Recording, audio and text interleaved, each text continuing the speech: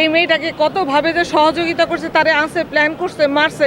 তার মধ্যে 2 জন মারা গেছে, 2 জন বাইচে আছে। ওরা 2 জনই অপরাধী, কিন্তু প্রধান আসামি বের হয়ে গেল। আমি এই রায়ে একদম সন্তুষ্ট প্রকাশ করতে পারতেছি না, কারণ মামলার যে প্রধান আসামি, প্রথম আসামি, যেই মেয়েটাকে আনছে, প্ল্যান করে মারছে, সেই আসামিকে খালাস দিয়ে দিল। আমি এটা কোনো মতেই নিতে পারতেছি না। এরপরের পদক্ষেপ আমি চিন্তা করি এখন। আমি এই মুহূর্তে বলতে পারতেছি না, কারণ আমি প্রচণ্ডভাবে শকড যে মামলার প্রধান আসামিকে ছেড়ে দেওয়া হলো।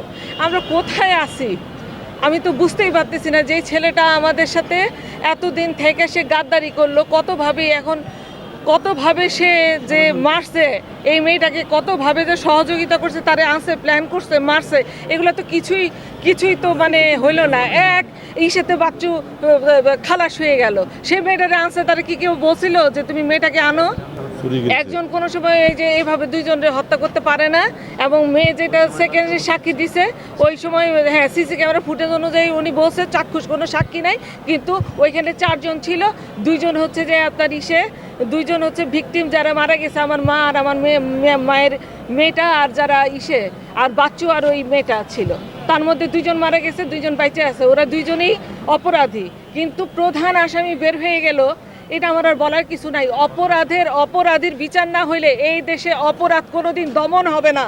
এরকম বিচার প্রকাশ্যে করতে হবে, ঝুলাই করতে হবে। এইভাবে যদি খালাস দিয়ে দেয়, তা কোনোদিন আর বিচার হবে না দেশে। অপরাধ কোনোদিন দমন করতে পারবে না, অপরাধ থামাইতে পারবে না। বাচ্চু মেরে আনছে ওই প্রধান আসামি আমার কাছে এখনো। যা সাহেব রায় দিচ্ছে সেটা ভিন্ন, কিন্তু আমি রায়ে সন্তুষ্ট হইতে পারলাম না। আমার মা আমারে একজন আইনজীবী হিসেবে করছে, আমার মেয়ে একজন ব্যারিস্টার। তা কাজে আমি আমি কি বলবো, আমার কিছু বলার নাই। আমি একদম সন্তুষ্ট প্রকাশ করতে পারতেছি না এই মুহূর্তে। আপনাদের কাছে আমার আর কিছু বলার নাই। আমি কি করব, আমাকে ভাবতে হবে। আমি চিন্তা করব যে দেশে কি আছে। তদন্তকারী কর্মকর্তাদের এখানে অনেক ঘাটতি ছিল, এবং সেই সময় 19 সালের পরে যেটা হয়েছে যে আপনার করোনাকালীন টাইমে ঠিক মতো করে নাই, এবং অনেক কিছু প্রেজেন্ট করে নাই। এখানে সাক্ষী আনতে আমাদের দেশের অনেক সিস্টেমের অনেক প্রবলেম আছে, সাক্ষী আনতে অনেক সমস্যা হয়, এই আসে সে আসে না। এখন আমারে ভাই বললে কি হবে, আমি তো মা হারাইছি। আজকে তো রায় যদি বাচ্চুর ফাঁসিও হইতো, তাও তো আমি তো মা ফিরে পাইতাম না, কিন্তু বাচ্চু আমার মনে ন্যায় বিচার পাইতাম, আমার মানসিক একটা শান্তি হইতো। এই যে একটা খুনিরে যে ছাড়লো, এই খুনিরে যে ছাড়া হইলো, সেই খুনির এখন কি হবে, সে অপরাধ করতেই থাকবে।